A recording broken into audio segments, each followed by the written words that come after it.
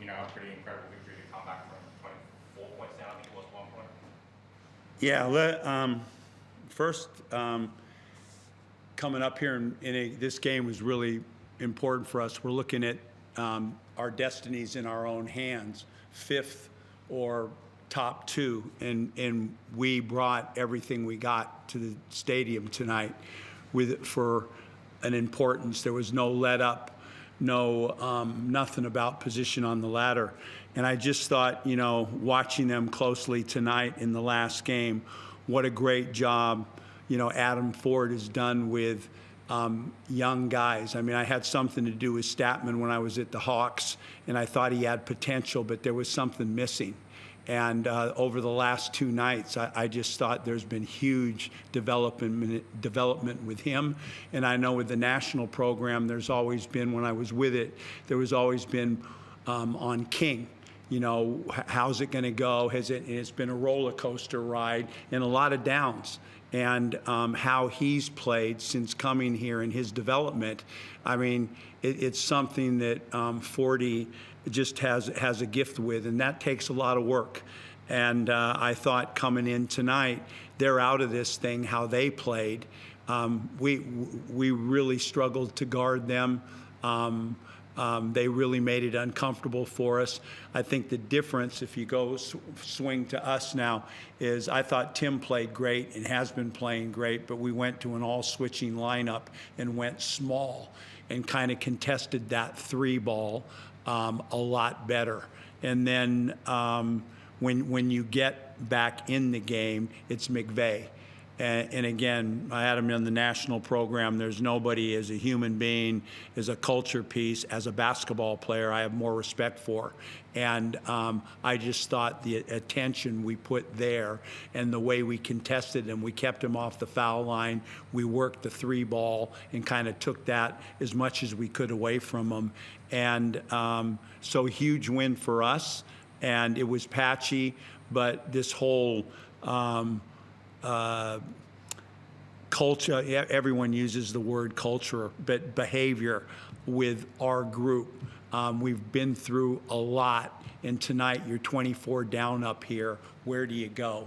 And again, in all of these questions that I haven't seen this before, we haven't been in this situation before, how did they respond? And I take hold of that and talk to our group about that. Look, here's another piece to us as we head towards the finals. For sure, and I wanted to ask you specifically about the game. Obviously, you spoke a lot about the Taipans young players and your own young guys. As someone that's been involved with Australian basketball for such a long period of time, well, I guess Mahabe's New Zealander, but how good is it to see young players stepping up like that on a big stage, and what does that say about the future of Australian basketball, I suppose? It's never been brighter. And I mean, even when you look at the guys that are established with our national program, Giddy and Dyson Daniels, and then the young ones coming through in the, like Furphy, guys in the NBA, and now you look at our competition, and I watch a lot of basketball. This has moved to a level when you stop and you go, look at the 10 players on the floor. Oh, that's an NBA player, that's an NBA player, that's an NBA player, that's a young, talented kid. And there's a direct relationship between your domestic competition and your success with the national team. And our domestic competition has never been stronger. And I just love what the coaches are doing. Tasmania, you look around this, they've got this guy hurt, this guy, these young guys like Ben Air, like their wing guy that came from Adelaide. There's got just a lot of that going on right now. So it is exciting for basketball, and the fans, we're getting a lot of attention. You come to something, they're seeing good basketball and they know it. For sure, and you mentioned down 24, I think midway through the second quarter, and McQuash has that huge block on Cody as he's about to put them up 26. Was that like I felt like the turning point of the game, I suppose, like a huge defensive play like that, and then Kendrick comes down and hits a three, and kind of you guys go on a roll from there. Was that kind of a pinpoint for you guys? You're talking about some big plays in this, and that was a huge one. And he has been a real shining light defensively, and kind of him and Bull brought this energy to us that started this role on the defensive end, and we've lost Bull, and now he's taken the head of the dog, like the centerpiece of the up-the-floor defense, and now we've added a little bit. He's still getting his legs, I keep saying that, a little bit clunky in the first half, and then he got going, but Torrey Craig, again, added that length, athleticism, we're the worst team in the competition on the offensive glass. He got one on a free throw, gave us extra possessions on the glass. So our defense is a big part of who we are, and Torrey and Watch are huge, playing off Watch. Sure. Last one from me. You mentioned obviously Torrey. What's it like? How phenomenal is it for you guys to have an 8-year NBA vet like that that's been through the trials and tribulations of basketball, to have that guy coming off the bench? And a guy that's like, you come in here, he's been here. He's been in Brisbane. He's played here, so he has an understanding of the league. He has a respect for the competition, and the other piece is just how he blends. That was a big part of this, because he'd been here and everyone spoke so highly of him. And tonight, practice, we're flying around, we're moving around, and he's just been elite in what he adds to the video sessions, what he adds to practice, what he says on the bench. He's all about team, he's all about winning, and like you said, he's played in the NBA, so he can ball. We'll go to Matt.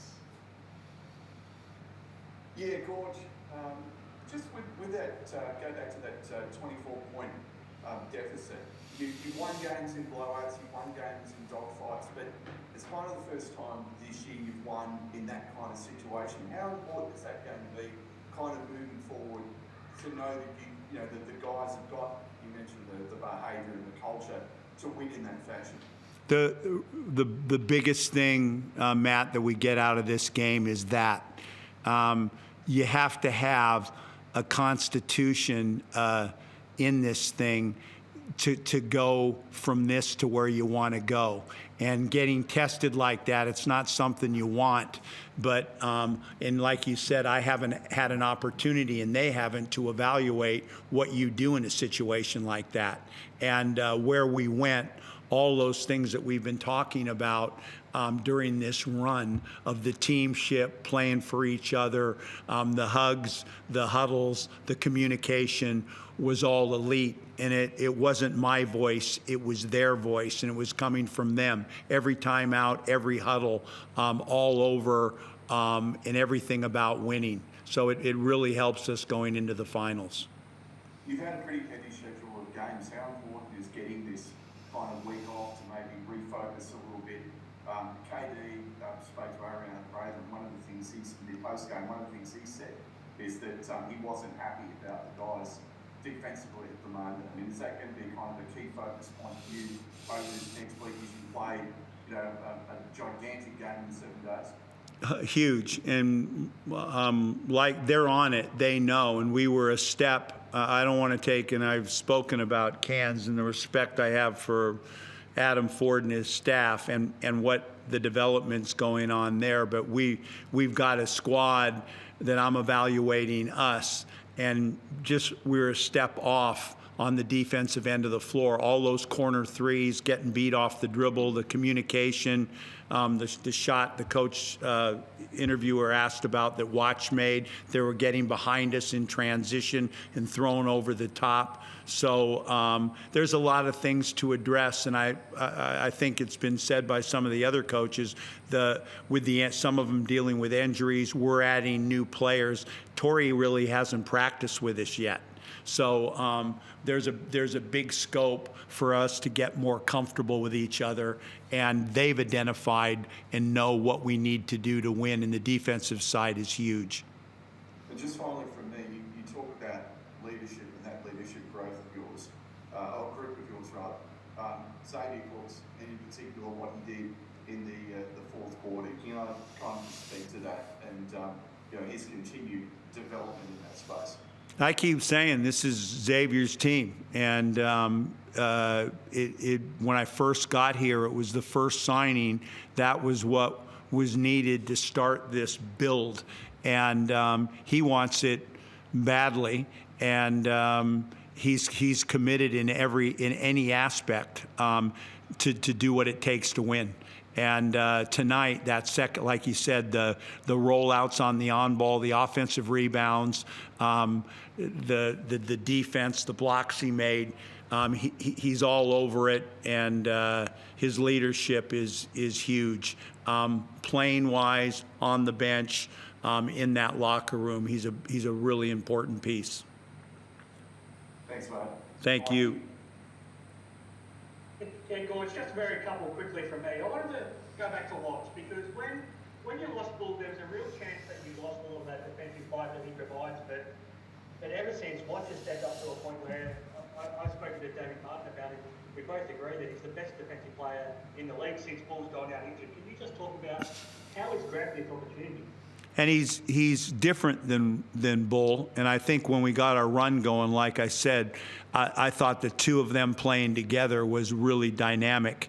And we were doing a lot of different things in the backcourt when the two of them were together.